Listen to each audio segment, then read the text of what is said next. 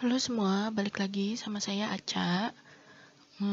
Belakangan banyak banget yang nanya soal SKB analis kebijakan. Jadi mungkin kali ini mau membahas tentang kisi-kisi materi SKB analis kebijakan. Kisi-kisi materi ya, bukan kisi-kisi soal. Saya nggak akan kasih contoh soal karena memang itu bukan kewenangan saya. Soal itu dibuat oleh Panselnas dengan melibatkan instansi pembina masing-masing jabatan fungsional. Nah, untuk si analis kebijakan ini yang membuat soal berarti adalah lembaga administrasi negara sebagai instansi pembinanya. Gitu. Sekedar sharing pengalaman dulu. Untuk saya itu CPNS angkatan tahun 2014. Kebetulan memang formasi yang dilamar pertama kali itu memang analis kebijakan ahli pertama. Jadi saya duduk di analis kebijakan itu memang berdasarkan karena formasi, bukan karena in-passing. Nah, saya mau disclaimer dulu nih, karena rekrutmen waktu pas 2014, waktu angkatan saya dengan angkatan-angkatan setelahnya itu bisa aja berbeda. Gitu. Jadi, karena kan proses rekrutmen juga kan semakin hari semakin berkembang ya, gitu. Jadi, belum tentu apa yang saya alami waktu pas SKB dulu itu sama dengan yang angkatan 2019 ini, gitu. Saya sih sudah pernah bikin sudah pernah tulis di blog pribadi saya terkait perjalanan mengikuti seleksi CPNS tahun 2014. Di sini juga ada di bagian SKB-nya ada. Nah, pada saat saya 2014 dulu, SKB-nya itu ada 2.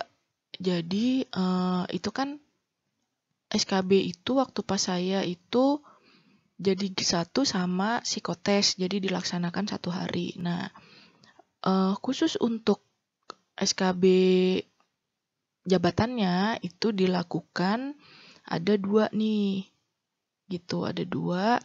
Jadi berupa studi kasus dan perencanaan acara. Nah, ini nggak ngerti, kayaknya sih nggak termasuk salah satu dalam mungkin ini salah satu bentuk psikotes atau masuk ke SKB jabatan, saya juga kurang paham gitu. Tapi waktu itu saya dapat 2 ini. Nah, untuk yang studi kasus itu seperti ini. Jadi kita disuruh pilih 1 dari 5 topik yang disuruh dikerjakan. Jadi kita disuruh bikin analisis singkat, mungkin semacam bikin policy brief gitu. Itu kita disediakan kertas folio, kita disuruh bikin telaah terkait topik yang kita pilih itu. Seperti itu. Jadi tertulis. Jadi benar-benar cuma analisis aja, nggak ada tes dengan metode CAT seperti TKD gitu, nggak ada sama sekali. Nah, untuk yang perencanaan acara nggak usah dibahas ya, karena kita juga, saya sendiri nggak ngerti ini sih perencanaan acara ini termasuk ke SKB jabatannya atau termasuk ke psikotes, jadi kita skip aja gitu. Nah, sekarang kita masuk ke kira-kira apa sih materi SKB analis kebijakan formasi CPNS tahun 2019 gitu.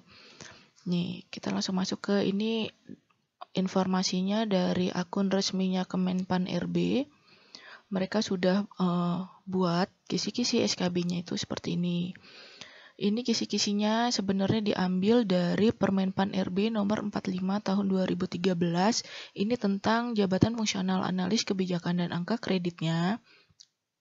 Dan materi yang akan diujikan kurang lebih ya diambil dari Permenpan ini tentang pengetahuan tentang substansi kebijakan publik, metode riset, teknik dan analisis kebijakan, penyusunan saran kebijakan dan menulis saran kebijakan, komunikasi, publikasi saran kebijakan, membangun jejaring, dan konteks politik, dinamika politik, dan budaya demokrasi, dan konsultasi publik.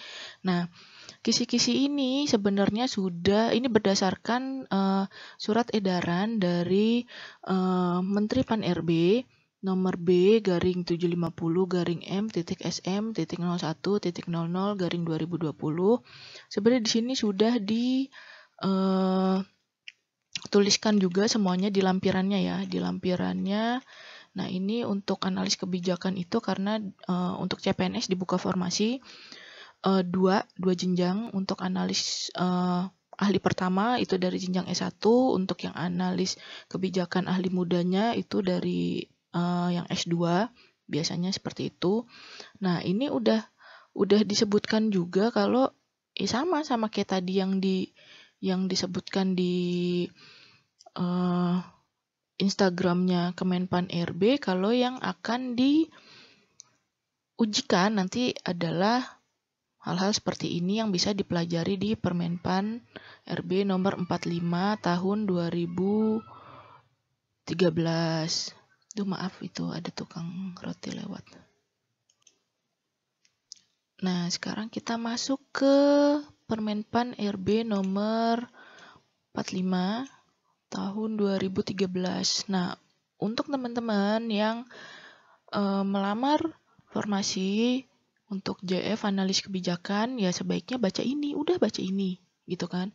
Di sini tuh udah tertera banyak banget lah informasi. Selebihnya nanti kalian bisa browsing sendiri gitu. Kalau saya sih lebih suka belajar pakai konsep pemahaman gitu loh. Jadi dasar hukumnya apa itu yang saya pelajari, jadi bukan belajar dari contoh soal, karena kalau dari contoh soal biasanya ya saya cuma terpaku dari contoh soal itu aja gitu. Jadi kalau soalnya berubah, apalagi kan kalau contoh soal itu kan agak-agak menipu ya gitu. Misalnya ditanya dasar hukum pembentukan JF analis kebijakan itu ada di Permenpan nomor berapa. Nah, itu kan cuma dibedain tipis, Permenpan nomor 45, 46, 47, 48.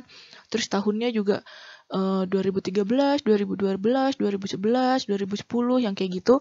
Kalau misalnya cuma ngafalin by soal, iya kalau soalnya yang keluar kayak gitu. Kalau bukan kan bingung juga gitu. Jadi kalau saya sih mendingan ngafalin Permenpan pembentukan JF analis kebijakan itu ya nomor 45 tahun 2013, udah gitu. Jadi mau soalnya dibolak-balik kayak apa ya saya akan tahu. Ya di sini gitu, di 45 tahun 2013 itu gitu. Nah, di sini kalau saya lihat dari sininya, dari untuk kemampuan analisis dan politisnya ini sebenarnya masih pakai SKJ yang lama, standar kompetensi jabatan yang lama gitu. Itu kalau saya ngelihatnya adalah dari mereka ngambil ini dari butir-butir kegiatannya. Nah, butir-butir kegiatan itu bisa dilihat di lampirannya. Di sini ada lampiran satunya itu. Nah, di lampiran ini kita bisa tahu nih, kurang lebih analis kebijakan nanti ketika bekerja pada instansi pemerintah dia akan melakukan apa, dia akan mengerjakan apa, itu kelihatan di sini dari rincian kegiatan dan butir-butir kegiatannya gitu. Nah, untuk butir kegiatan utama itu ada di sini, kajian dan analisis ya. Namanya analis kebijakan pasti dari judulnya aja analis kebijakan gitu. Itu kan udah pasti pekerjaannya terkait dengan kajian dan analisis. Nah, ini di breakdown lagi menjadi dari riset dan analisis, ada juga rekomendasi kebijakan, komunikasi, koordinasi, advokasi, konsultasi dan negosiasi kebijakan, publikasi hasil kebijakan, dan lain-lain gitu. Ini bisa dijadikan bahan pelajaran juga sebenarnya gitu. Jadi misalnya untuk rekomendasi kebijakan, menyediakan rekomendasi kebijakan nih, ini bentuk rekomendasi kebijakan nih apa aja, memo kebijakan, telaah staf, naskah akademik, ringkasan kebijakan, policy paper. ini bisa teman-teman pelajari, oh memo kebijakan itu seperti apa, telaah staf itu seperti apa, naskah akademik seperti apa. Termasuk juga dengan ini nih, banyak bisa ambil materinya dari sini sebenarnya. Oh, policy brief itu apa, policy paper itu apa, itu bisa di browsing sendiri itu. Karena ada beberapa teori gitu tentang penyusunan kebijakan yang sebenarnya nggak saklek, harus menurut ini, nggak segitunya gitu loh. Jadi ya kalau bisa dipelajari sebanyak-banyaknya. Nah, kebetulan saya sudah pernah membuat juga ini sekitar 2 hari yang lalu saya buat satu video di YouTube channel saya terkait dengan daftar peraturan perundang-undangan terkait GF analis kebijakan. Nah, ini kebetulan sudah saya cantumkan juga di description box untuk link untuk bisa mengunduh semua peraturan-peraturan terkait jabatan fungsional analis kebijakan. Nah, teman-teman bisa tuh belajar dari peraturan-peraturan itu juga gitu loh. Ya gitu, mungkin sekian video kali ini. Sekali lagi mohon maaf kalau mungkin nggak clear gitu. Mungkin akan ada teman-teman yang ngerasa loh kita butuhnya kisi-kisi soal, bentuk soalnya kan seperti apa gitu. Tapi seperti sudah saya jelaskan di depan, mohon maaf saya tidak akan memberikan contoh soal karena belum tentu juga gitu soal itu yang keluar gitu. Dan kedua, ya memang saya nggak punya kompetensi untuk pembuatan soal, jadi mohon maaf saya hanya memberikan kisi-kisi materi apa yang sebaiknya teman-teman pelajari untuk persiapan SKB Jabatan Fungsional Analis Kebijakan. Seperti itu. Oh ya, satu lagi nih. Untuk penyusunan